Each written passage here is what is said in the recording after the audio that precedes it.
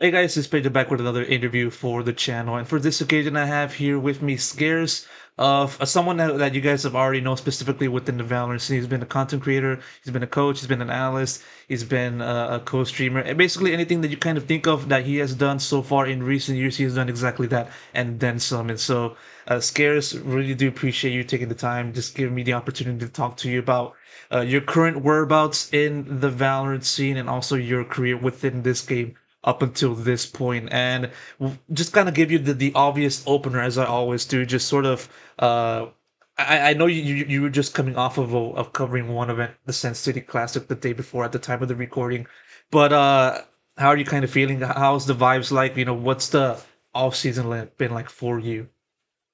Dude, I love the off season. I mean, honestly, like it's so fun. Sorry, I'm kind of losing my voice, but the off season has been a blast. Like working these events with like Tarek and like Ludwig before that obviously was in like the Ludwig Tarek thing and the Red Bull home ground event in Seattle. And all these like loose events that allow you to just be yourself and watch the game. It feels like I'm in esports before the VC money came in. It feels like I'm in like a grassroots scene and it's so cool. Like I know I was glazing a lot on the broadcast, but like talking to Rob Moore and like seeing the CEO that invested in the team and that he cares so much. He's so involved and he works so hard considering how successful he already is in a lot of other ventures. Like this is very important to him. And like, yeah, I don't know. This offseason's just been really cool. Like I just did Common Grounds with Riot. Like, goddamn, I just feel blessed, man. Like the offseason's been great. Yeah, I believe that aforementioned video is going to pop off or already released at around this time of the recording, and so definitely going to be looking forward to that. But just want to ask you also one other thing about just sort of the team that you've been looking at so far in this offseason before we kind of talk about your work so far. Just sort of, I mean, we've been able to see four North American teams take part in this most recent event in the Sin City Classic. Just want to give you the general kind of question. How are you kind of taking in the current state of those teams and also the other ones that I haven't mentioned that are finally taking shape as we're approaching 2025? Yeah, I think, man, I'm trying to control myself, Pedro. I'm trying to control myself. I'm ready to run through the wall right now for these NA teams. Like, they have me really excited. Like, I think I was already excited about Americas, and I thought like last year we had this like weird year where we had some roster changes. Like the BR teams like weren't ever in good form somehow, and like crew made that roster change. It just felt like no team had their footing in Americas all year. And like energy obviously like completely fell off. Lev had the coaching change. Like you could just go down the list, right? Like everyone had some kind of problem. And I just feel like this year, seeing this right now in the off season, hearing those comms 10 days out for NRG, hearing Sentinels comms, holy shit, Pedro. Like, I'm not going to lie. Like, I was blown away. I didn't think comms could be that good in 10 days. And knowing that G2 picked up Jaw, I feel like that's an upgrade. Like, I look at 100 Thieves picking up Xander, and I'm like, yeah, Bang was a great player, but Xander brings a lot of experience, and they kind of needed that. So I'm looking at these NA teams. I'm like, holy shit, they upgraded. And then I'm looking at Ospas going to MIBR, and I'm like, they upgraded. I'm looking at Loud, and like they're gonna have a system finally. Like they're probably upgraded, and it's just like I'm very excited. I'm very excited about Americas this year. I know we've seen like NRG come out on top on this Sin City Classic, but what do you kind of look at? Is there any team that you kind of look at as like the front runner in terms of just hype, current form, their current interpretation of the game? Who do you think that team might be, or is there like or is it in a state in which it's kind of too tough to tell right now as it is? It's hard to tell, but I'll tell you this, that listening to the communication of like Energy and Sentinels, they're going to be great teams. Like I just know that for a fact. Any team that has players that contribute like that over the comms and has like a hierarchy in comms, the way those teams did, I just know for a fact, like FNS innovating, like he was willing to play Harper. I know he said he wouldn't. Like they were trying out Vice in certain areas at this event. Like all these teams are clearly doing a lot of the right things, and there are pitfalls here. Like we were looking at NRG with artists, right? They started trying weird shit with their comps, like. And all of a sudden the wheels fell off. Like you get silly and the wheels fall off, it's very hard to get the magic back again. So that's why I was saying like the off season's so long, the patches are going to be changing. You know, like who knows if this is what they're going to look like in a few months. But right now, when they're vibing out and everyone's loving each other and we're in the honeymoon phase, goddamn, that was looking real good. For sure. And also, like, you've been putting a clear emphasis on communications, comms, and of course, as someone that has been in this scene for a very long time, not including this game, it's no overestimating how important comms is. And so, in what way do you feel the comms for teams that you've been able to take a listen to, just kind of uh just kind of hit you in a very profound way? In what way does that make it possible for you?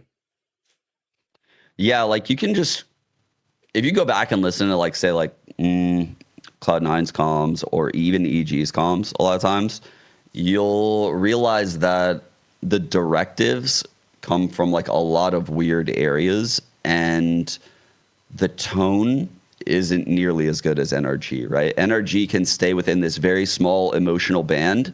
They're never too hype, which would then cause over rotations because you're like 1B, 1B, 1B. And then like all of a sudden 3 people rotate. There's like one guy peeking B. Okay, info, boom. Like all of that is very hard actually. It takes a lot of experience and knowledge about comms and confidence in yourself and the abilities that you have. Knowing all of the variables to see that 10 days in is what's truly impressive, right? To have all the players know the hierarchy of like, hey, when FNS talks, like I got to listen. But then they also had scenarios where Ethan overcalled FNS or Sam overcalled FNS. So they have that in place where certain players in certain scenarios know they have that, and FNS allows that, right? No, I'm sure like everyone can't do that whenever they want. Like it's like they can't take all ones. So hearing like early on, they have respect for FNS's calls, but they have the independence to overcall him is what I'm talking about. Whereas like Rossi was just like, he was a great IGL, don't get me wrong, but he was like microing when we were listening. Like he was like dictating everything that was happening. That's not how energy functioned. Even though FNS had a lot of say in these rounds, like everyone was contributing and their comms were coming across as like commands instead of questions. So what I mean by that is like, if you and I were playing Pedro and we were playing split and, like I spotted a guy like B heaven and you'd be like, 1B, 1B, should we go A? Dude, you say, let's go A. Don't ask me a question. Like, that's actually taking me out of the game. That's making me think about your question. You are waiting for my answer. So, like, you're kind of out of the game.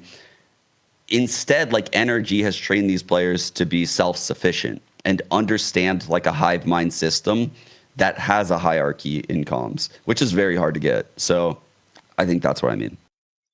Yeah, a blend of maturity, experience, and also a little bit of um, I want to find the right word, but sort of proactivity that Yeah. allows these kinds of teams, one specifically from NRG, that kind of stood out and allowed them to win in this match or this tournament, and just one that hopefully will carry on forward into next year. And so one other topic that I want to ask you within this juncture is just sort of what's your view on the Sentinel squad, with them adding in Banganeri due to the subsequent retirements of Sasi and Tens. How do you kind of look at their team and all of the hype that's been kind of generating out of them immediately after such these moves were made? I think they have a lot of skill in their team, and their listen-ins were also incredible. I don't know what happened. Like honestly, in the finals, they looked unstoppable at the start of the event, or to kick things off, and then they couldn't get anything going in the finals. I mean, could be like 4 maps in a row. You know, they just got tired. Like truthfully, I have no idea, but I don't think that was so bad that they need to like be very worried, right? It's early for Neri on Sentinel. I know he was playing a lot of Initiator in EMEA. It's early for John on Initiator. I know he was playing Sentinel last year. So like those two switch roles, and people on Reddit are very confused. Like, why would they do this?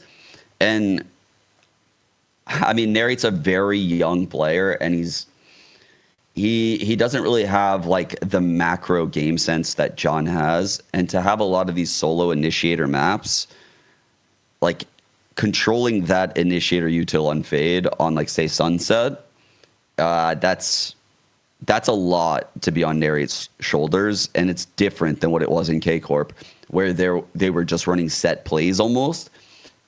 This is like a lot of mid rounding and John like dictating like a lot of reactions, right? That's how John calls is Sentinels will absorb a lot of your aggression and then they react. Like react very well, like on the fly. And having John in the initiators, like the scan spot like that, or any initiator, just allows for a lot more control. And that's why IGLs are always just gravitating towards the initiator role. It's just they're involved in the play. You can be the guy that says, yo, flashing, peek, peek, peek. You know, like I'm sending dog in, follow the dog, send the dog in, wait. Okay, I'm going to scan this. It's just a fake. Don't worry about it. Like you are the person doing the thing, right? You are dictating the pace. You are telling your team what to do with your util. With a Senti, it's very hard to do that. So I can see why Sentinels did that. I think it's just going to take some time. If they decide to stay with it, they might not. I don't know. Yeah, for sure. Yeah, and for sure, we'll definitely see how they turn out as well. In addition to the other teams that we've been talking about so far in this conversation. But now, taking the focus onto you. Obviously, everybody knows that you've been one that has had that possesses a great knowledge within Valorant and in one way the tactical FPS genre, and that kind of allowed you to then taking this new role in Shopify Rebellion, being the GM for the tactical FPS genre in the esports scene. And so, you just talking about that position. How have you kind of look at your work so far? You know, how has that experience been so far for you, first and foremost, and what kind of challenges has it been there? Has it been like for you in just trying to curate a team during the off season for both aforementioned titles for your respective org? Yeah, it's been a lot. I mean, I haven't been streaming the last couple of weeks because we've been doing a lot of tryouts. We've actually, I was watching our mixes like on a private YouTube stream play all the teams at the Sin City Classic. Like, I knew the form, I knew the rosters, I knew the comps, like all that going into it. I honestly didn't expect Energy to look like that. Like, I thought Sentinels was going to be insane. That was very impressive what Energy did. But back to your question, my philosophy on building this team is like top down. So I started off with like 30 coach interviews, very long interviews where I just got to like know these people. And I basically like ask a lot of questions to basically get a feel for how they would treat players, how they think about the game, how they think the meta will shift, how they would adjust to the meta, like how they treat star players, like any question you can think of about the game and like their perspective of it is coming their way over very long interviews. I ended up getting a head coach.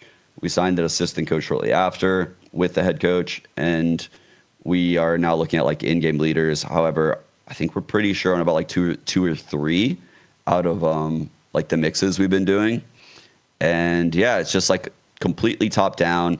And my perspective on this is just, this is how esports teams should be built. Like, this is how they were built in the past before all this VC money.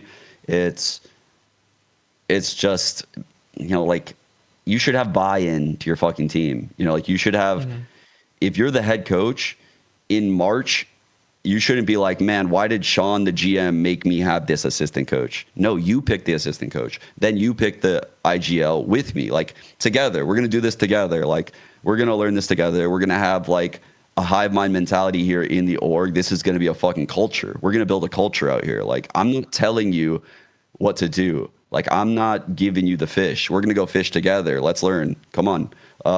That's my mentality over here. And it's a lot of work right now. We've done a lot of calls, and like I said, I missed some of the mixes that were going on during the tournament this weekend, but I know that the head coach we went with, I don't know if I can say it yet, but there's a lot of promise. Like, these tier 2 players are very good, guys. Like, the comms are insane. What I heard in our comms, like in these mixes, is similar to what you heard in the Sin City Classic. And I know that's going to sound like cap. That's going to sound like cope. I swear to God, that's what I'm looking to build. Mm-hmm. Yeah. You've been one that has been able to create a culture, for different teams. Obviously, I'm looking at, your time in 100 Thieves when you were the coach and you were kind of building a team alongside DDK. And want to ask you for this occasion, now that you're kind of now in the executive boots instead of just being the head coaching or wearing the head coaching boots. What kind of culture do you feel, you want to emphasize with this team more than anything else, and more so even also one that differentiates greatly from your time in 100 Thieves? I think a lot of the stuff that I built in 100 Thieves was kind of what I was looking to accomplish. Like, a culture where basically, like, the players all are super comfy with each other. Like, everyone is going to state their opinion and it won't get shut down. Everyone is going to feel heard and respected. But it's like, these things are often kind of like in there from the get-go, right? A culture where people are on time because they want to be on time. A culture where people hang out after practice because they want to hang out after practice. They don't want to sign off and just go do something else. Like, it's a culture that's created because the people like each other. It's you have to take your time here in the building phase. Like, it's not about like what fucking chips I have in the kitchen for them to eat, like, or making sure they have the right 360 hertz monitors. I need to make sure that fucking Jimmy likes John in March in Scrim 3. Like, and that's hard. Like, that's very hard. You have to get the right emotions on the team, and you have to teach them how to communicate with each other. You have to get a head coach that understands this. You have to have coaching staffs that understand when they can teach players how to micro versus macro. Like, do you have experience in the game to tell them this? Are they going to respect this if you tell them how to peek this? If you tell Osboss how to peek something, should he listen? Yeah. No, probably not. He's the expert in how to peek stuff. You might be the expert in the macro, but you should know your role. Like, honestly, like, these are things that are pitfalls in so many esports teams. Like, I've seen so many teams just crumble over the years. So I think we did a good job on 100 Thieves, if I'm being honest. It's just, it was a bad time for me in my life with my kids. And there was a lot of moving parts, actually. There's a lot. I think, yeah, I'm excited about the opportunity here on SR. No shade to 100 Thieves. I really respect them and appreciate them for the control they gave me in that project. Yeah. Yeah, do you remember in past interviews that you've done, sometime after that you kind of, in a way, not, I don't want to say it's like verbatim similar, but you kind of had the control of just building a team, and kind of in the same way as it is right now. And so, very interesting you put that up. One thing that we will circle back into later on, but getting back into one of the things that you said earlier on in your answers about your new role, you mentioned about the questions that you give out to the people that you have been in contact with, just kind of figure out what kind of person they are, both in the server and out of the server. If you allow me to ask, what kind of questions do you ask to these people, just to kind of have a more in-depth understanding of their psyche slash personality slash game philosophy also? Yeah, I'm not gonna say that because Okay. that's actually just giving the other orgs the juice, and Okay. like, that's what separates me from these other GMs. Okay. These other GMs that haven't been here for fucking 20 years, right? Like, I know the questions to ask that Right. know if you know the game, and like, I know how to parse the answers to then dive deeper. And yeah, it's just, I can ask the questions and navigate the answers on the fly. Like, it's all a free flowing conversation. Like, the way we're having an interview right now, like, you're asking me a question, I respond. That's not really what it's like. Like, when I do these interviews, it's more like a call. Like, it's like a 90-minute to 2-hour call, like a free flowing conversation where like they give me an answer and I can empathize because I've been in like almost every role. All of a sudden we're talking about something random, but then I like tie back in my other question and I'm getting the answers to all my questions on the fly. That's kind of like what I'm doing. And I don't know. I think I can do this just because of like my experiences. I don't know if the other GMs could do it, but I also don't want to give them the questions because that's what I'm using. No, no, that's all good. I definitely do understand that you just try to keep your chips into your possession, not trying to show too much. I do understand that. Moving a little bit forward onto that, just sort of now asking you about how did this even happen in the first place? Because of course, you by this point before in your current role, you were already a content creator for Shopify Rebellion for a few months already before stepping into this higher role. I'm going to ask you just sort of when did that kind of then progress to you being GM? One thing that I also want to ask you was just sort of when you also joined the org as a content creator, was there a plan in place for you to ultimately eventually get into this type of role, or did it kind of happen um, sometime after the relationship started? Yeah, good question. Actually, no one's ever asked me that. No, truthfully, no one ever kind of insinuated like this was what it would lead to. Obviously, there was like, I mean, they respected like what I had done like as a coach, and like they would ask me questions about the team and like my thoughts. But honestly, no, Shopify like never tried to like step over the line of like trying to get me as the head coach and then like fire there. They never ever once did that. Like honestly, and I respected that. They're super dedicated to the people that they hire and the things that they hire them for. And then, like when the season was over, they came to me and they said like, hey, would you be interested in doing this like as a GM? And I told them my honest reservations in it. Hey, like I would love to do this. Like this is like a great tie-in for me to get back into the scene. And truthfully, when 100 Thieves first came to me, they asked me to be the GM of their team. And what I said was that I wouldn't bring TDK with me, but it wouldn't make sense to put TDK in the head coach role and me to be the GM. I should be the head coach because I would be probably better at that, truthfully. And Dan would be better at the GM role because he has so much knowledge about like all of the player health and like mental aspects of the like esports and gaming. He taught me a lot. So yeah, I was stoked, and we worked out like some solutions for me to like still do content because I am very passionate about this aspect of my career as well.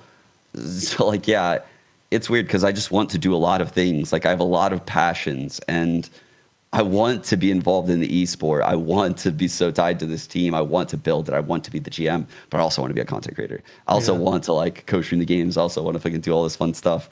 So yeah, they are allowing me to do both, which is like, yeah, like stars in my eyes immediately. I'm like, yeah, that's what I want. Yeah, I do definitely do feel the same way in the sense that I'm someone that doesn't really cover only Valorant. I do cover other games, before I pivoted towards doing YouTube. Obviously, because of how this year turned out, I kind of had to pivot hard towards Valorant, of which I was able to build this channel, which I gave my thanks to the viewers for doing this, for making it happen. But still, there's a part of me where I feel like I want to do a lot of things, but there's only one thing a certain man can do, and I feel you kind of feel the same way. And even so, like for you to take on this uh new role, you kind of had to like uh take into consideration the things that you will be able to do and the things you won't be able to do, and just kind of have a balance between what you can do, like as say a content creator or as an executive. Have you kind of take that into consideration by this point when you took that position? Yeah, man. Like, I'm not gonna lie. Like, I'm still actually like so torn. Like I said, I have so many passions and things I truly like that it's like a double-edged sword. It's like it causes me to get depressed because I can't choose. Like, and it's like that right now with co-streams and like maybe working the broadcast, right? Like, a part of me just is so in love with like working the broadcast itself. Like, just being there as broadcast talent, the vibe with all of my coworkers. It's just so fun. Like, it's so fun watching the game like that with people that I can relate to. It's something I didn't grow up with. And like, yeah, it's just so unique. Like, I really like it. And I think I've done so much broadcast talent work that I can truly appreciate how awesome it is to be in those Riot studios and have like, I mean, truthfully, like their snacks are fucking insane, dude. Like you've been in there, right? Like, Yeah. bro, they got them like Whole Foods, like $3 granola bars. Like every drink in their fridge is like $4. I'm like, man, this is. I just want to live in here. Can I just like find a closet and hide and just like eat? Like their kitchen is goated. So like, it's just amazing. Like the whole experience working a Riot broadcast is great. But I also love co-streaming, and I love like the innovation and like creativity aspect of it, the control you have over your own product, the interactions with my fans and the community over these years has been insane. Like, and I love that too. And it's like I choose one. Like I can't pick both, obviously. So it's fucked. Yeah, I'm in this scenario where like it sucks because it's like I have to choose. Yeah, but ultimately, you basically decided to go into this executive role, which I understand. When one is given this opportunity and you want, and it's given Yeah. to someone that such as yourself that really wants to build a team and just kind of have success on the competitive front, because you are obviously a past competitor. It's really hard to kind of persuade you away from that, and yeah, like that's definitely one thing that hopefully will keep you forward for 2025 and such as the like.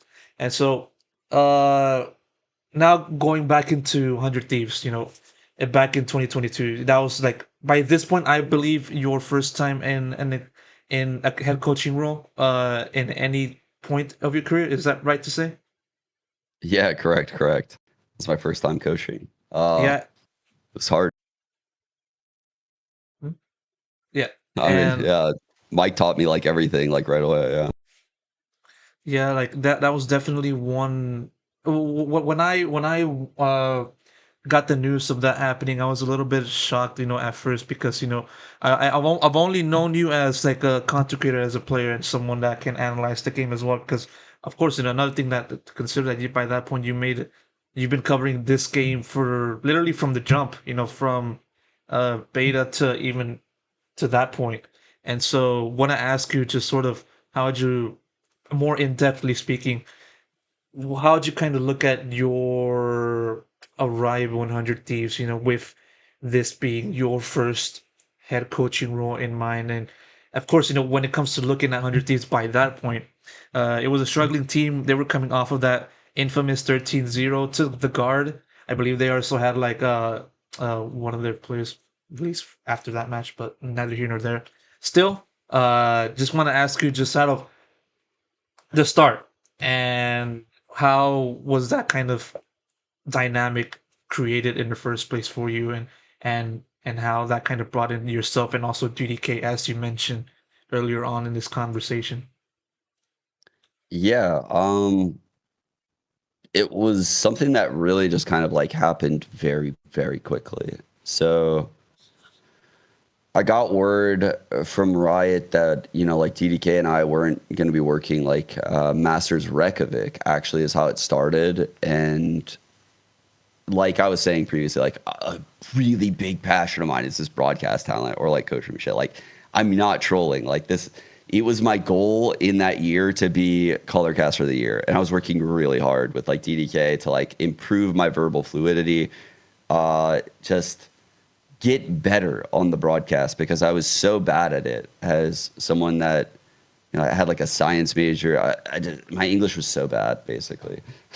So I was trying to improve in as many ways as possible. And it was just so devastating to not get hired. And I would have worked the event for free, is what I told Riot. Like, I just wanted to be there. I wanted the exposure. I wanted the opportunity to show my face and like get better. And yeah, I just never got those reps. And I think I just got bitter. I just got really bitter.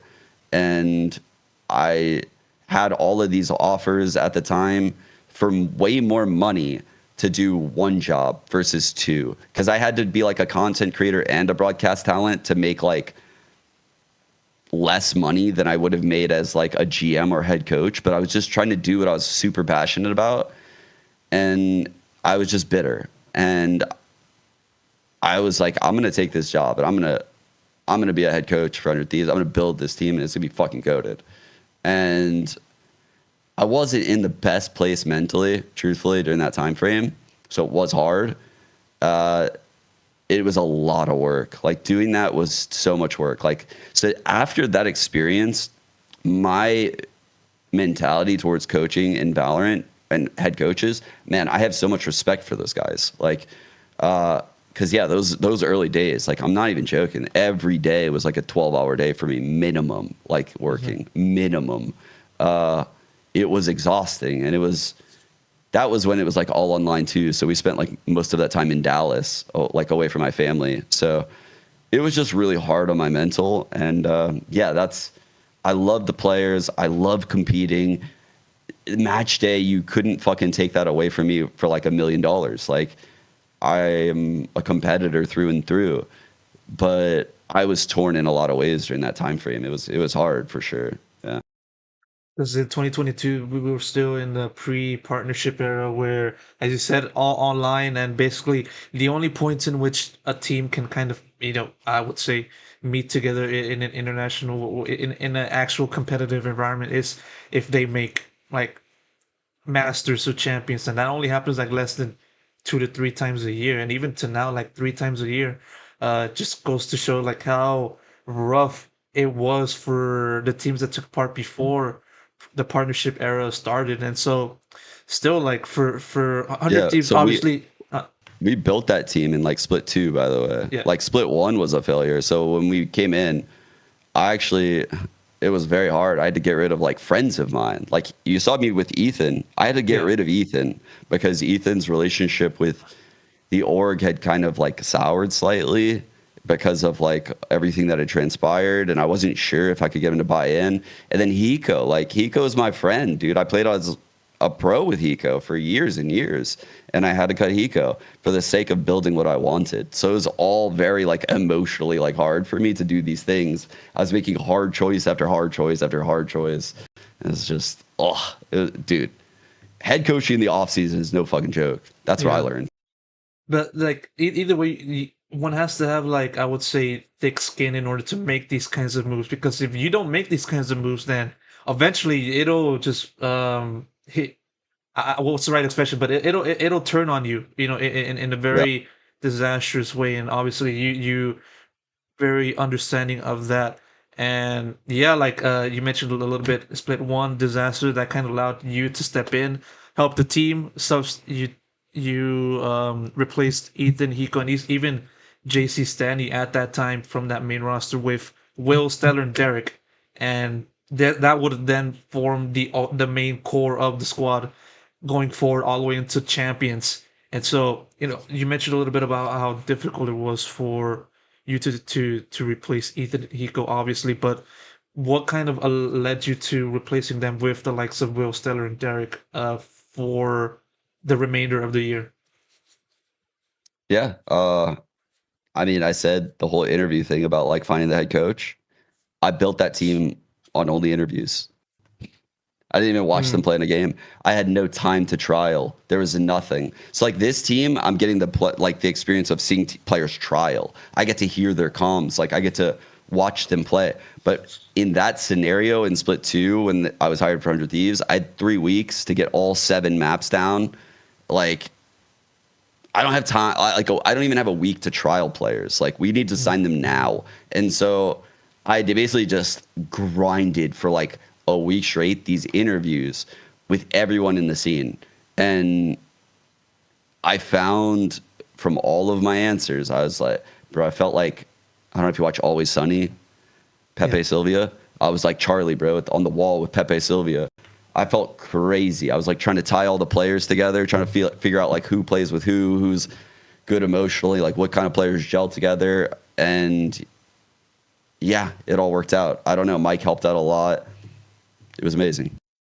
Did you not even watch a single VOD of any of the players? Just Oh well, Straight up all interviews? I watched their old VODs, but like not like trials in a server or anything like that. I talked to them and like for very, very long amounts of time. And I talked to a lot of other people in the scene too. Like, and like the people that we didn't go with would often give us reasons to go with the people we went with. Like, Mhm. like it's all just, it was, it ended up being easier than what it seemed like, even though there was people telling me in my ear, like, there's no way Bang will be a good controller. He's way too inexperienced. He's way too young. He's never played Omen. But I just knew that, like, I knew from talking to them. I like to call it like growth potential. Like when I'm talking to him and I'm hearing him and I'm listening to his approaches, and I can empathize with him because I was a pro player. So I know the ones that are bullshitting me and I know the ones that are telling me the truth. And Bang was one of those players where I was like, I know he's going to be great. And here he is. He's now on Sen looking like a fucking all-star. Yeah, that is true because I believe it was around the early 2023 or maybe like even going back into 2022, he played a different role. And it was around that time in which he became a controller. And obviously, you mentioned nowadays he's like one of the best controllers in the world, I would say. Just sort of looking into him in particular, and also another person that I want to touch upon, but first and foremost onto Bang. What kind of allowed him to just sort of or what kind of allowed you to see the certain things within him that allowed you to say, okay, this guy's going to be a major talent going forward? Just like a work ethic, communication, obviously skill. I mean, like it's like a mixture of a lot of different things, and how they interact socially with their other players on their team, how their players on their team perceive them, right? Like all of these things are in my head. Like there's a lot of data points. I can't just tell you one sentence. Like if I were to tell you one sentence right now, I would be lying through my teeth, and it's a lot. Like there's a lot that goes into it. Yeah, that's all I got.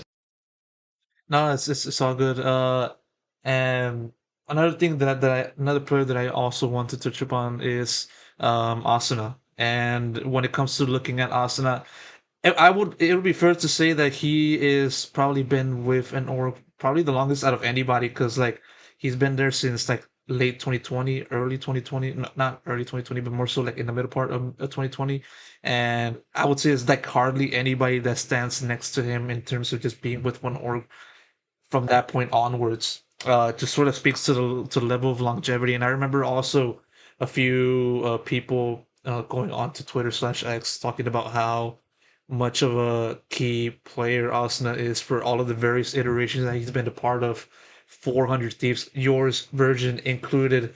What kind of allowed Asuna to just kind of be that good of a player to stay with an org for a long time, and also one player that still continues to be seen as one of the highly regarded people within this region. Yeah, I love Peter, dude. I think Peter is like one of my top three favorite teammates ever, like ever. And I played with a lot of fucking people. Like, I played with some amazing personalities and players. Like, Peter has like amazing characteristics as a teammate, and that's why like when I see the community be hard on him, they have no idea what someone like that brings into the team as far as like vibe goes, skill, like dedication to the game, willing to like work with your teammates and hear them out. Just the way he could like break the mood and like never be the one that like brings the mood down while also innovating, while also being the calmer, while also being the guy that when the other team plants, he's holding tab to tell you who plants. Like, he's that guy. He's always doing that. He's always ready. He's always focused. And he's focused with a light-hearted attitude, right? He doesn't have that like that focus that's like, oh fuck, that guy's focused. I don't want to fuck with him. Like I don't want to even talk to him. He looks scary. Like Peter can be focused but still be friendly, which is hard. Like that's very hard to do actually for an esports player that doesn't really have like a lot of social awareness. That kind of mood building and breaking is it's very big in an esports team. Like because it's not about just winning the game. It's about practicing for 6 days a week, 10 hours a day, is your team gonna die? Like, is your team gonna die in like 4 months? And with Peter on the team, I don't think the team would die. That's true. That's how I feel. Yeah, it's definitely one that kind of still um takes me back as to how good of a player he is, both in the server and also outside the server. I had a pleasure of talking to him back in stage two playoffs. Obviously, that was around the time the team lost to Crew, but I just got a sense of just how passionate and how Yeah. big of how much attention he gives to this game and also his team, and just sort of gives me a deep impression as to the kind of player he is, and definitely one that kind of still surprised me in a way that to listen to you say that he's one of the top three best teammates that you ever had, right? Like, it's still did kind of surprise you that he would got to that kind of level for you. Yeah, it really is. Yeah, he's just a really good kid. Like, he's a really good kid with like a pure heart. And yeah, there's a lot of these people in esports, right? Uh, but to have like his skill level, and yeah, I think that's like he has great qualities as a teammate, super great qualities, and that's the reason why he will be on 100 Thieves for a while. And I'm sure like the other one in VCT is Zeppa. Like Zeppa on Cloud9, I don't have the insight to what Zeppa brings to Cloud9. I don't have the insight. I've never listened to their comms the way I have with 100 Thieves because I was coaching them. But I would imagine it's something like this. I would imagine it feels like this. Mm-hmm. Yeah, like that core member that a core just can't go on without, and definitely do understand that.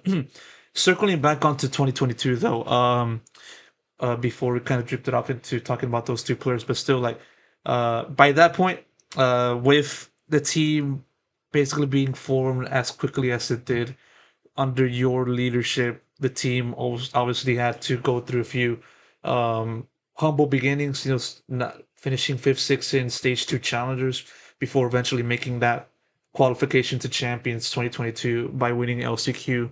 Uh, it could be a lot of things that allowed this team to improve so much and so drastically in such a short amount of time. But for you, looking back on that time frame, from end of stage two through LCQ, what do you think was the biggest catalyst that allowed the team to just bring it all together to qualify for Turkey? I think after that, we were very disappointed with ourselves after that split too, just because I think in the scrims, I think we were playing better than what that result showed. Uh, but we're still a very young team, so it was understandable. So going into LCQ, we changed 6 out of 7 comps, which was a lot. This wasn't that long between split 2 and LCQ. So we changed 6 out of 7 comps out of the maps in like a week break. We took like 1 week off when we got bounced. I remember like Mike and I were like creating Valo plans, like fucking bro, like, so it was like Valo Plant City for that week. It was crazy. It was all I could think about. I lived in the Valo Plant. I fucking I had to buy like 2 subscriptions for how much I used. Uh, and yeah, we came into LCQ and we played well, and then we lost to FaZe. And the way we lost like a 9-3 comeback. I was so pissed. I was so disappointed, so pissed. I laid into the team hard. Dan had to help me out, like give a speech actually. Uh, and we bounced out of that. Like I went over the VOD and we didn't lose a single map, I don't think, after. Or no, we lost 1 map to Sen and then we won out like 10 maps in a row. Yeah, Yeah. that was the match with Shroud, Sentinel Shroud, with the LCQ Yeah. team, and yeah, like from that point, you guys went guns a blazing, even winning against the Guard. The team that, yeah, in a way that kind of allowed this your arrival to happen, to then return the favor and just move on to champions, and obviously a massive achievement, that one that people will still remember fondly of when it comes to your work within this scene and going into champions now. Uh, Obviously, the team kind of started off in a pretty decent way in their group stage. Obviously, that kind of led to you guys falling short to Fnatic in the group stage, but obviously, plenty of of circumstances happened along the way that kind of made it so difficult for you guys to make it to playoffs? Obviously, looking back on the COVID thing and how a lot of players basically weren't able to be, you know, on the stage in the majority of their matches up until the very last one, I believe. But yeah, like still, how'd you kind of look back on the champions appearance with 100 Thieves and how difficult it was for you guys to navigate those kinds of circumstances throughout your respective group stage run? Yeah, I'm not I'm not even like disappointed in the boys. Like I just think it was we were up against the gun, you know, like we won LCQ and we had like 1 week before we were in Istanbul. And I didn't even have my passport yet. I think my passport was like old. I tweeted something about it. Like so that took a day to get a new passport. So we couldn't practice that day. Other people had to go home and pack. We couldn't practice that day. So we didn't even like practice after LCQ other than like maybe 2 days. And in LCQ there was no Pearl, but yet in Champions there would be Pearl. And I knew Fnatic was the type of team that was gonna fucking pick Pearl. And so I told our team, I was like, we're not gonna ban Pearl. We're gonna fucking prac Pearl. We're gonna prac Pearl in like 2 days right now. And I'm gonna make a game plan that's gonna beat their asses. And we did. We beat them on Pearl and we beat them. I could not believe it. I was very proud of the boys because like I knew Fnatic would pick it. I had this feeling. I had a feeling they would pick it. And so I was so ready. I was so ready for it. And then I think we won maybe our pick or something. I don't even remember. But then 4 of us got COVID or whatever. And it's just, it was so rough, man. Like, cause for that Fnatic game, we all played from the COVID rooms. And then for the DRX game, it was like 2 of us were on the stage, but 3 of us were in the COVID rooms. And that doesn't sound too weird, but what ends up happening is when you're in those COVID rooms, they take your phones. When you go to the stage, they take your phones. So like you have zero communication with your teammates until they like sit down in their chair. And that's just so weird. It's like such a disconnected day from like from like me as the head coach to like the IGL to I have no idea what's even happening. That was very hard. And then the last game was the rematch against Fnatic. And I knew that would be hard because our first win on Pearl was like smoke and mirrors. Like I said, like I just told you, we played like 2 days of practice. It was a game plan that beat them. It wasn't like we were actually good. And so I knew we were up against it in the rematch, but we were also up against it because it was our first stage match ever. So like the stage fights were kind of there. And it was just, man, I wish we had like a week longer of practice, but excuses are excuses, bro. It sucks that it happened, but I'm super grateful we won LCQ, and I'm grateful for the experience.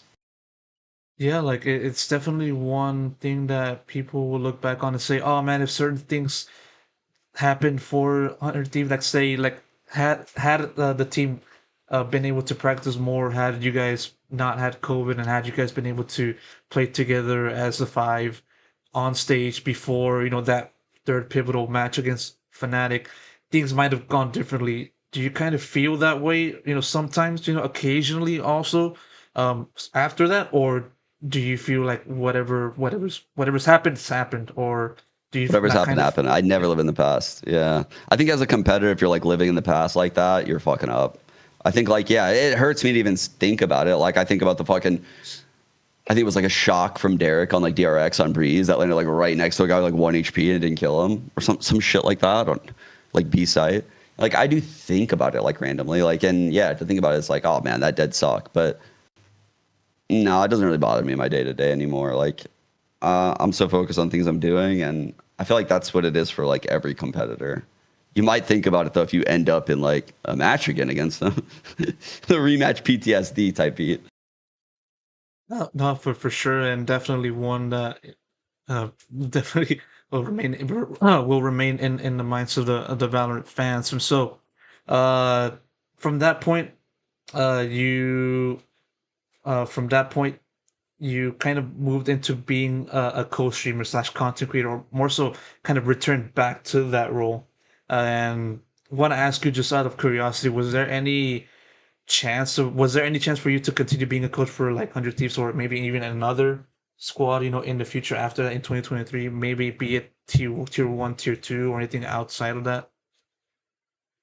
Oh, I did pitch it to some of the teams in VCT, and there was interest because I know Riot like it was incentivizing the teams. I don't know if they still are. I have no idea. Incentivizing the teams to like make content around the game, have content creators, push stuff like that. Like Riot was incentivizing the team, so I knew that. So I went to these teams and I pitched myself to do that kind of stuff for them, and some of them were interested. But truthfully, like I fell in love with Shopify, like, which is Hmm. why I'm staying here. Like, there's something really special about this org.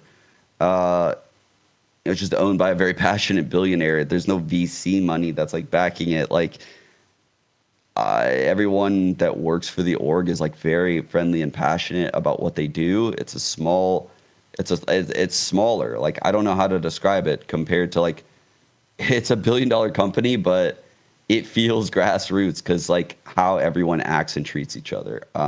Even Shopify's approach in the scene doesn't feel like a billion-dollar company approach. Like it's like we will play in challengers, we will have the GC team, we will fucking build up from the ground in the grassroots. Like I have so much respect for that. It's very similar to like Red Bull's approach. Actually, it's like they're doing things in the right way, and yeah, like I never feel bad working with Shopify. Like I don't know, like even when I have disagreements, I feel like heard. Like I'm not saying like every day has been perfect, but when when you have disagreements, you feel heard and respected and stuff like that, which is nice. Yeah, it's a great Yeah, org, man.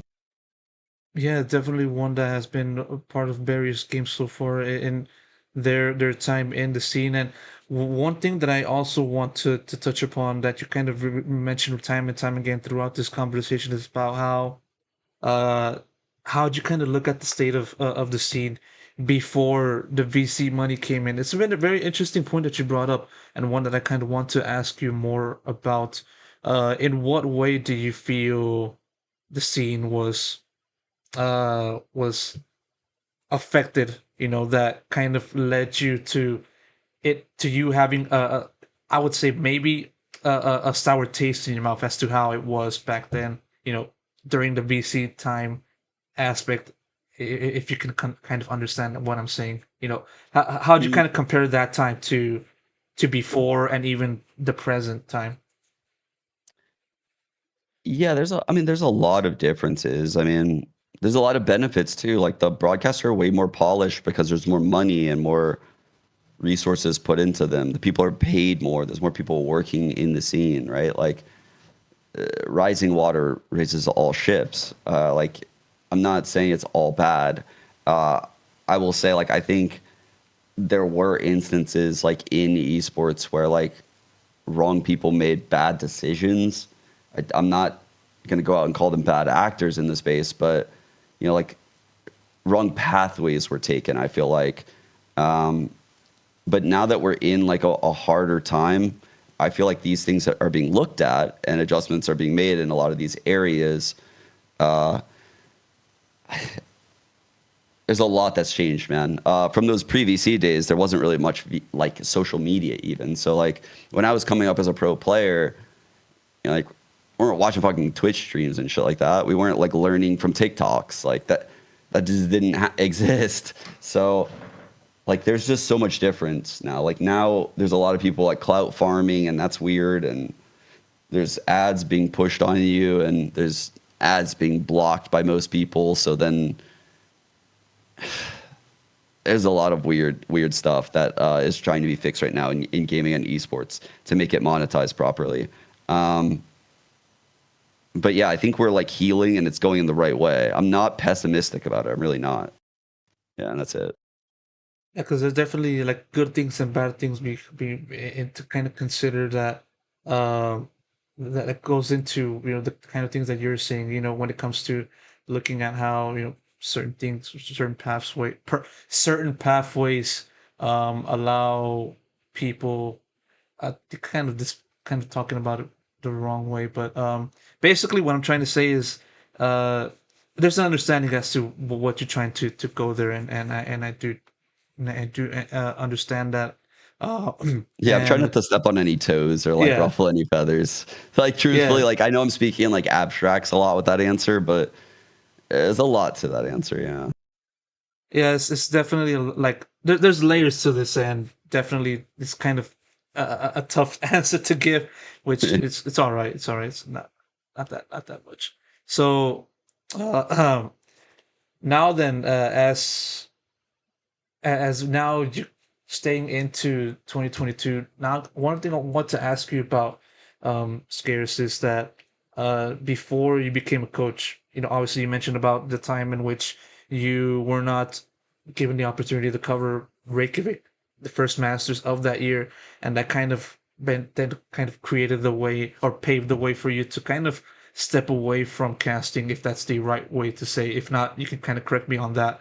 Um, but I want to ask you about that time and how difficult it was for you to kind of go through that, because I remember back then also that you made it a point to cover the game as a broadcaster, as a caster specifically. Again, if I'm wrong, correct me on that. Um, how how you kind of look back on that time that had you step away from that, go into content creation, and also got you into 100 Thieves? How to kind of look back on that aspect. Sorry, like initially going into content creation, or I don't know, Uh, or more like so, after 100, before 100 Thieves or after 100 Thieves? I've been sorry, I had like before, multiple before, waves yeah. before 100 Thieves. Okay. Yeah, I was co-streaming stuff and doing broadcast work. I initially started streaming and yeah, I had like a big break. I was having like 2K concurrents. I think Potato Monster made a video, said like what 1,000 hours of Omen looks like. And I want to say that video has like 2 million views. Like it was a very popular video. And then the Sakuna video thing happened and like that got big. And yeah, like my coach streams sometimes would get like 10K concurrents like early on. And I was like, holy shit, this is crazy.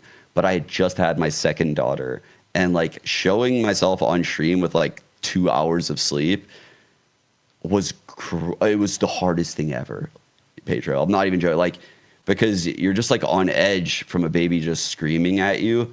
And like, I was so stressed all the time, like learning all these new things about being a parent. And it was hard. It was very hard to like co-stream. And so I was taking a lot of the weekends off and I kind of didn't strike when the iron was hot, for lack of a better phrase. Um, and that was frustrating. It felt like I couldn't be the best content creator.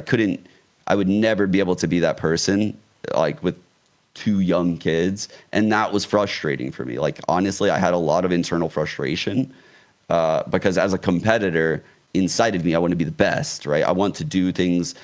I want to put in the most hours. I want to put in the most effort. I want to be the best. But I had to have that realization and I had to learn things over time, right? Like I had to learn to like control myself, truthfully. And yeah, that's truthfully like what that time frame was like for me. It was like very successful, but also like it was hard. It was very hard because that was when I was like learning how to be a good parent too. Yeah. You feel like you've been able to get into an equilibrium onto just part of balancing life and your time in esports. Do you feel you've kind of been able to reach that point? I think so. Yeah. Like it took a long time, right? Like, and this is what I was saying on 100 Thieves. Like, I don't know if I'm not saying I'm done coaching forever. Like, I have passion. Like, I want to do this thing. But what I'll tell you is that when my daughters were like, what, like 3 and 1, bro, that was super hard. Now that they're 5 and 3, it's a totally different story. It's like, yeah, I still wake up with them at like, 6 a.m. It's still early as fuck, but at least now, like when I talk to them, they can be like self-sufficient, talk back to me, and like, they're like little adults now. They're great. It's so different. It's so different. Like the whole scenario and my workload has changed drastically, right? And that was something I couldn't have anticipated, but it was something I was aware could have happened at the time. And yeah, it's just every day I'm becoming better and better at this. It's all a learning process. It's just like anything. I will say that there's an understanding in terms of just dealing with kids as they're old, because I have a 3-year-old niece, and we're now at a point where she can talk like a normal human, like as an ordinary adult, as you said. And obviously, it's a much more difficult, much more easier in just having to take care of a kid like that, compared to I was when they're like literally like newborns, because like you gotta take care of various needs and the like. And yeah, like definitely looking at them as adults, and definitely one that I feel nowadays is I would say easier, because of course you got to understand that they're still kids. But Yeah. yeah, like one that I do understand. And yeah, like as one thing that kind of been touching upon so many times in this conversation is just the fact that you made it a point to cover this game literally from the start up until now, and one that I feel you will continue long after this point, but still like revisiting the time in which you decided to make the switch over to Valorant to CS. What was that rationale like for you, and how were you?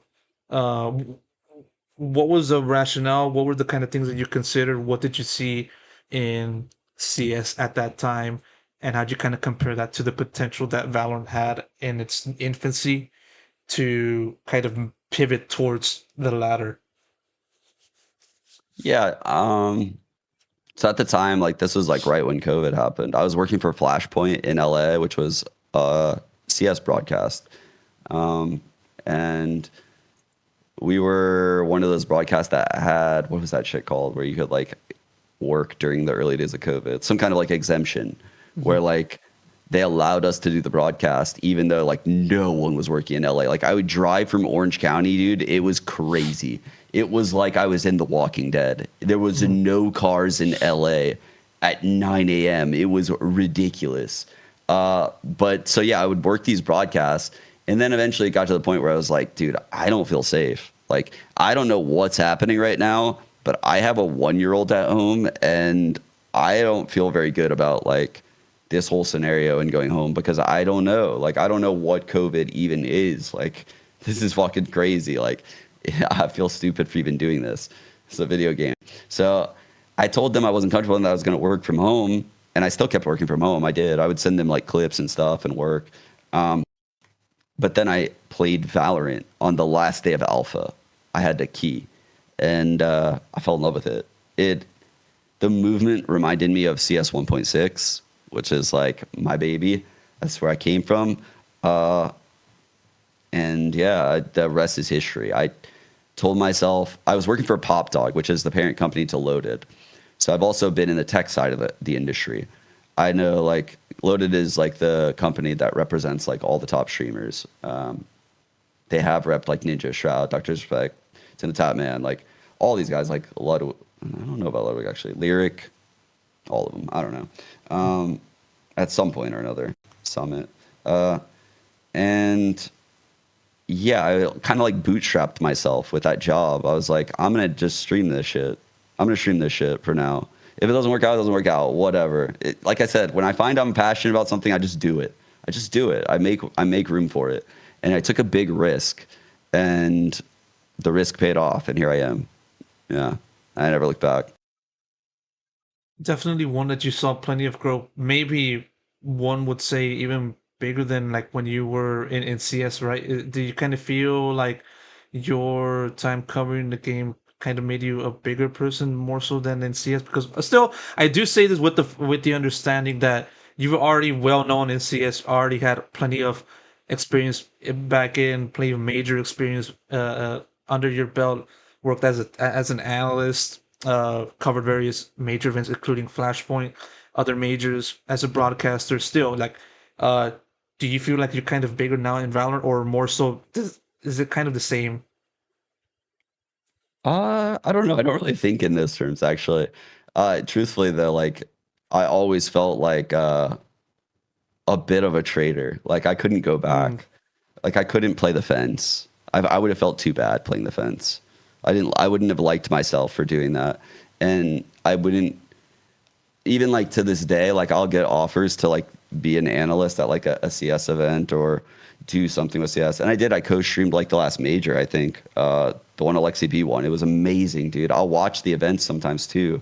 I still love CS. I play it sometimes, but I when I play it, I had this expectation of when I was a pro, and reality is not that expectation anymore, and that frustrates me, right? Like, it's very frustrating to not be nearly the player you were because you don't put in the time. Whereas, like, in Valorant, I have put in this time, and I enjoy the game a lot. I enjoy the creativity, the innovation, the strategy in it. I think there's a world where both of them can be enjoyed by me, but people in the community don't seem to like that world very much. So, it seems like a kind of like a pick one type beat usually, which sucks. Like, that sucks Mm. that the communities are like that. Because truthfully, the games are both great in my eyes. Like, I fucking love them both. Yeah, and we've seen plenty of people that kind of, in a way, follow your footsteps in going from CS to Valorant, or maybe even different other FPS titles going into Valorant. But one counterpoint that I want to bring into that is Steel. He's been someone that has basically been flip-flopping between CS and Valorant, and have been making it work. Of course, covering various ESO tournaments recently, and even working in VCT EMEA. Did you kind of take a look into Steel, and did you kind of feel like maybe thought about it? Have you kind of thought about maybe like you doing that kind of thing before getting into your current role? Has that kind of thought ever been in your mind? Oh, sorry. I don't think I finished expanding on what I was gonna say. So yeah, I've gotten a lot of offers from these TOs like Steelhouse, but I actually turned them down because Okay. I'm not. I don't feel like it would be fair or just for me to take the job of someone else who deserves it. Truthfully, Okay. Pedro, Okay. like, uh, as like an ex player that got that job as an analyst because I was an ex player, which then grew my brand to where I am now and got me these opportunities.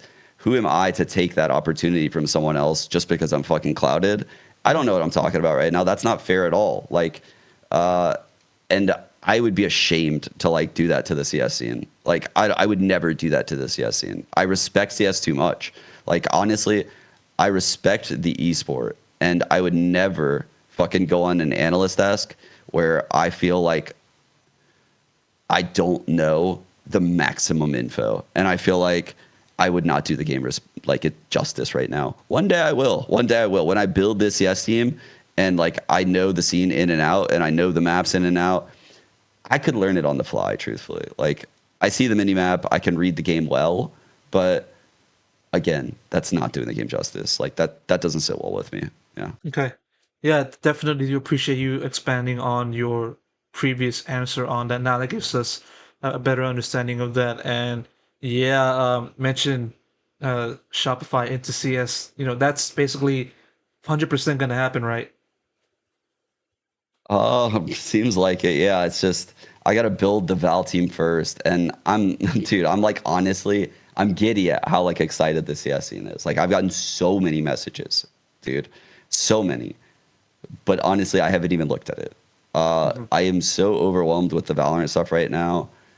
It'll probably be like early 2025 after this Valorant team's built, and even then, I mean, you've heard how I'm building this team. I'm very slow with it. Like it's not. I'm not trying to pick up some fucking pre-built team that's going to tell me how to do things. Like I want to make the culture. I want to grow it. Yeah. And outside of Valorant and CS, is there any other FPS game that maybe might be in the plans out of my own out of curiosity from me to you, or is the plan firmly in CS and Valorant? There's been some light talks, but nothing really concrete. Just because I think all hands are on deck right now with the Val team and kind of getting the ball moving in some other places.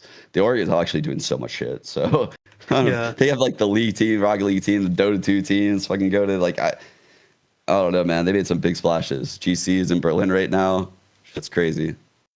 yeah, yeah. I definitely do know that because as someone that's been covering various titles before this year, I do understand that Shopify has been on it for a long time, specifically when within the Dota 2 team representing NA. Unfortunately, they weren't able to do much in I believe last year's TI and even this year's TI, but still, nevertheless, moving on from that, you mentioned the GC squad for Shopify. Obviously, they're going to try to defend their crown. How you kind of look at that team and their progression and I would say maybe also their chances towards a repeat.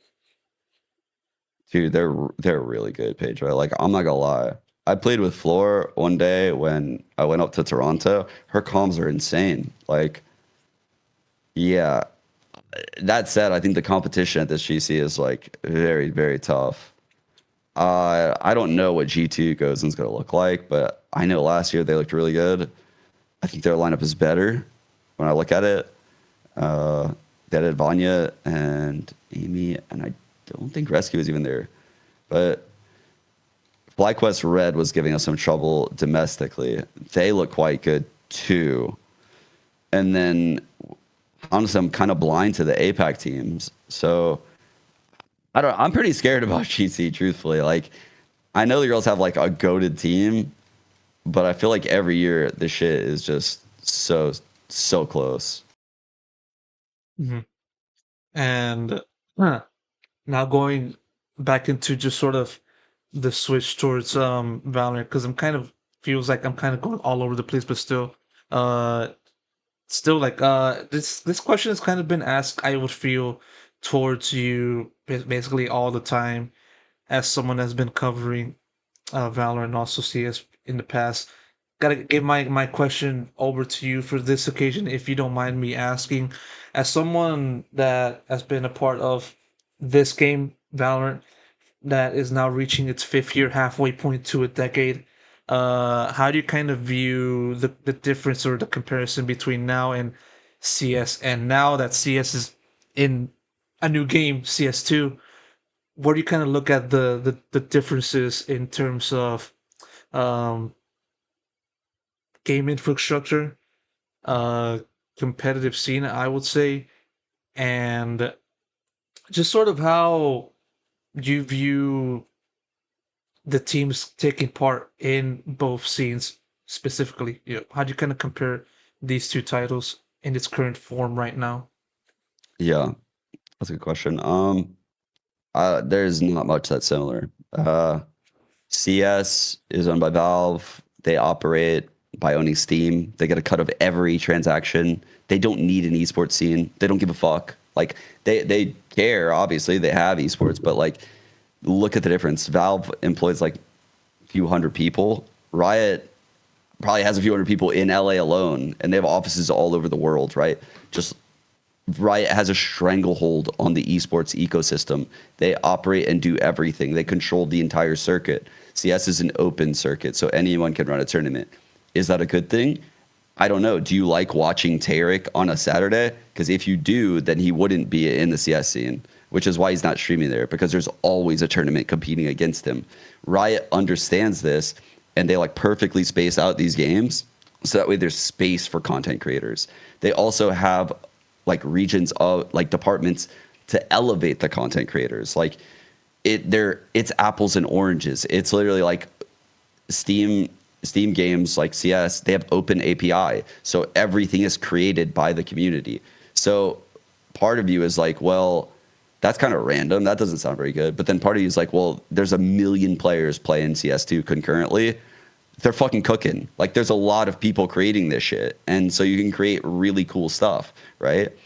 So one side has like professionals creating everything, like in these settings, in these game dev studios in LA, and the other one is just fucking some 13-year-old in their bedroom, you know? Like, you pick which one you like more. Like, honestly, they both have their qualities. Like, CS, CS is a mod that was created by random ass people off of Half-Life. That's how it was created. And you look at CS, there's like Warcraft 3 mod, there's headshot only mod, there's DM, there's death run, there's surfing, there's, bro, I'm forgetting them. Gun game, there's, oh my god, there's so many. There's so many, dude. There's so many mods. There's like a Mario Kart one that I was like watching recently. Hide and seek. There's fucking USP ninjas. Think about the amount of shit that has been created by the community in Counter-Strike. Okay, like even the tournament circuit itself was created by the community with ESL and Face It and all these tournament blasts. Like this isn't the dev. This isn't the dev. This isn't VCT. It's not what this is, right? So I can't compare the two. They're very, very, very different. Riot is the developer and they run the esport. That would be like someone owning soccer. No one owns soccer and fucking runs the league, right? It's just the game. But yet Counter-Strike is going to forever be popular in my eyes. It is the soccer of esports. It is the simplest thing ever. It is not the simplest thing ever, but it's something that you and I could teach our fucking grandparents, truthfully. Mm-hmm. It's, hey, this side is the one team, this side is the other team. First team to, now it's 13, wins the game. You know, like, you get the bomb down, it blows up, you win. You know, like, you defuse the bomb, you win. You kill everyone, you win. It's so simple. Everyone spawns in the same place. There's no barriers, so you have to fucking be super aware. There's no ults they have to be aware of. Everyone has the same util. Everyone looks the same, pretty much. So, like, it's a dumbed-down game that's very easy to understand with a very high skill ceiling. That makes it here forever, in my eyes. And an immense player base that's constantly creating shit, right? Valorant, on the other hand, is, like, this super complex game. It's a game where you have to be a fan of learning and improving and the process, and it almost functions in like crypto hype cycles. I always say the way they release like maps, the way they release patches, the way they release agents, the way they make announcements, announce tournaments. It's like every like two months is like a hype moment, right? And Valorant's constantly pushing the hype. They're changing the game. They're keeping people interested. It's so different. They're just so different. I can't even keep going. They're different as fuck. Is there any kind of, or more so, I've been someone that been kind of paying attention towards the calendars, competitive calendars for CS and Valorant, and I Oh do shit! By the way, know I just that. realized the time. I got to dip in like 10. I only got Okay, like 10 more minutes. Yeah. okay, okay. Good for you to tell me this. That said, kind of want to now pivot over to my last set of questions. One that I uh want you to obviously try to answer as quick as you can before the time limit runs out. That's it. Getting started right now. First and foremost, would you ever consider going back into casting? You know, if you ever had the chance. Yeah, I would. Yeah, so that's what I was saying earlier is I'm conflicted because I really love my coach stream. I love my community. Like, I also love casting. Yeah, it's hard. It's hard to do the both to get together because for co-streaming and streaming in general, it's all about consistency and brand building. And you could easily be like, well, why don't you just do both? Just do like part-time. Like, dude, that's not a viable option as a career. While that sounds great in theory, like it's the definition of you not being able to have your cake and eat it too. Like that sounds good. Yeah. But when it comes to actually paying my bills, like I can't do that, unfortunately. Like Mm-hmm. I wish I could. It's not possible. I would do it if I could. It's not a good Uh, idea long term. But yeah, the answer is yes. Like I love casting. I'm conflicted as hell in my head right now. Yeah. uh, going into just sort of back into the off season, how you've been kind of talking about how these teams were formed and uh how you kind of look at them for the present and also for the future. Comparing that to how you kind of built your teams in the present, even during your time in 100 Thieves. If as short as you can, if you're able to, how do you kind of compare the way you built, you know, the teams from your point of view to how you've seen the current teams being built throughout this offseason? How you kind of compare those two? Um, I'm honestly not too sure how a lot of them, sorry, are being built. I don't have a lot of insight. I did ask FNS, and he said they were just certain on like Bonkar and Verno. So I don't know. I think it's different when you're in that tier one category and you just know you can get like a hit player. It's different. It's way different when you got like literally options for the cream of the crop. So I can't really compare, and I can't say I would have done anything different. Yeah. I think all these teams made upgrades. They all did great, so I'm not going to critique them. One other question I want to ask you is, talking about your role. What are your prime goals for next year, for Shopify, for the Valorant squad, CS squad, and what are they? I haven't really thought about the CS one yet. It would probably be to just qualify for the major, but again, I haven't really thought about goals yet, so that would just be a bullshit answer there. For Valorant, it's obviously just to win Ascension. Like, I could bullshit you with like a million other goals, but you would just be able to see through my lies. If we don't win Ascension, it's a failure to me. Yeah. It's a totally different project than anything I've ever worked on because it's either win or it's a failure. Well, I guess that's how I perceive everything normally, but this is like actually like, well, fuck, that's actually what it is. It's like either you win or you're a failure, like first or you're last in challengers. And oh, when it comes to looking how you compare yourself as the scares from like when you were in CS to the scares in right now in Valorant, just kind of one thing you can kind of point and say this is the point that I changed the most overall. What would that one thing be? My communication skills and empathy with other people. I think obviously like meeting my wife, she taught me so much. I'm very grateful. I mean, I could say a lot about the game, but truthfully, like it's how I communicate with people, and yeah, I think that's probably my biggest change is controlling, like being able to speak my emotions a little bit better, right? Like as a parent, I feel like I put a lot of work into that over these years, and yeah, I think that's the biggest change. Going into to the game, if it kind of feels like now with the victory of EDG in Champions 2024 that the game really has truly gone global, and it is one that a lot of people would say might surpass CS in that aspect of there just being a much more level playing field compared to that of CS.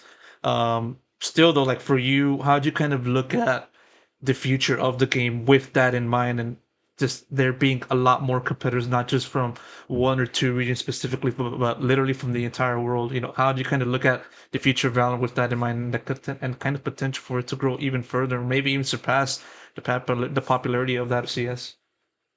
Yeah, I think it's showing so much promise. Yeah, and EDG winning champs is insane.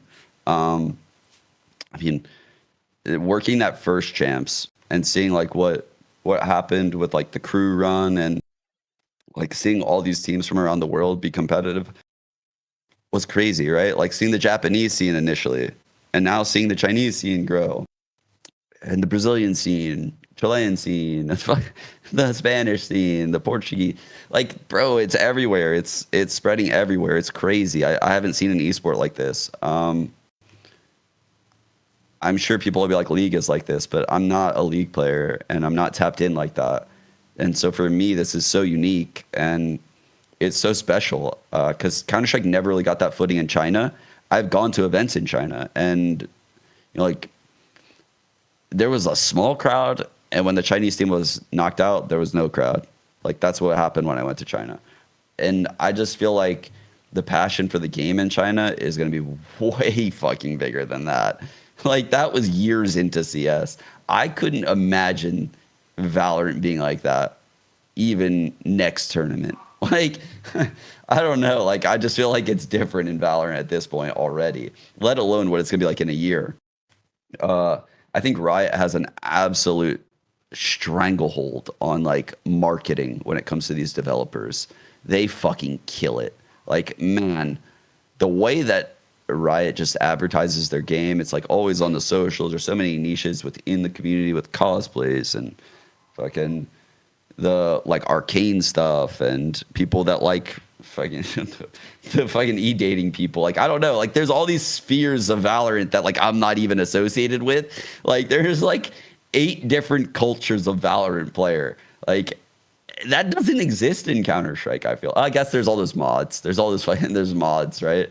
But I Yeah. guess it's created by the community. So it's interesting to see like a developer like give that to the community, like and craft it out of nothing. It's cool. It's honestly cool to see as someone that didn't see this before. Two more questions, and then I'll wrap it up here.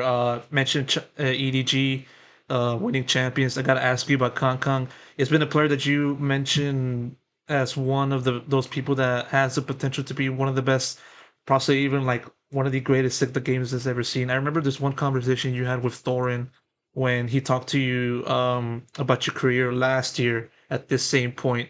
You know, and you gave your thoughts about him. Now, having seen Kong just kind of destroy everybody and help EDG win champions, uh, two parts, kind of short ones. What made him so great, and do you feel he will be great from this point on? I think he'll be great still. Yeah. I've talked to him. This guy, yeah. He's that guy. He's that guy that like when he wins a championship, it's like he took a sip out of his drink. He's not quenched. Like he's not done. Like he doesn't have that mentality where like like when Fnatic won Tokyo, their celebration tweets. I'm not even gonna like get too in depth with it. Just look at how they responded publicly when they won, the things they said, and then look at the things that some other players say when they win and they don't win the next tournament or they don't show up. Can you stay motivated with that kind of energy is what you should ask yourself. And Kong Kong has the energy in him to stay motivated, is what I've gathered. I think he is an incredible talent, one. And I think, two, he's an incredible entertainer, too. Like, as a broadcast talent, like, holy fuck, dude. I got goosebumps just thinking about this guy. Like, he's a rapper. He's just so explosive on the stage. He's a true superstar. And fucking Valorant is so lucky to have this guy in the scene. Like, I was amazed because he made those adjustments playing Neon. He still played with like immense confidence, and he knew the things he had to do to win. He knew he had to be like the spearhead to hits, and he like reinvented himself. He wasn't like the same Jet Opper, or like he wasn't that person that I was glazing the first time I saw him. He was a totally different person when he won champs. So how he did it is special. I mean, anyone who's going to take away from that EG run can fuck themselves. That EG run was sick. Like, those guys are for real. And yeah, I told everyone China would be here soon. Here they are. Here they are indeed. And one more final one. As you now head into 2025, what will be your primary focus on to work on? Yeah, just I don't really have like an answer to that. I always just try to just do my best in like all the projects that I'm involved in. And I learn along the way. I'm not perfect, and yeah, I try to surround myself with people that are smarter than me. They like teach me their tricks of the trade, and yeah, I learn. So just keep associating myself with people that I respect, and stay humble. Yeah. For sure, really do appreciate all of your answers and all of your and all of this time that you gave me in doing this conversation possible, Scares. Really do appreciate it. Can't thank you enough one more time. We'll do that regardless, but still, really do appreciate you doing this, and hopefully we'll see a lot of success for you and your respective teams in 2025 and also beyond that. Thank you, Pedro. I appreciate you, man. Thanks for all your hard work.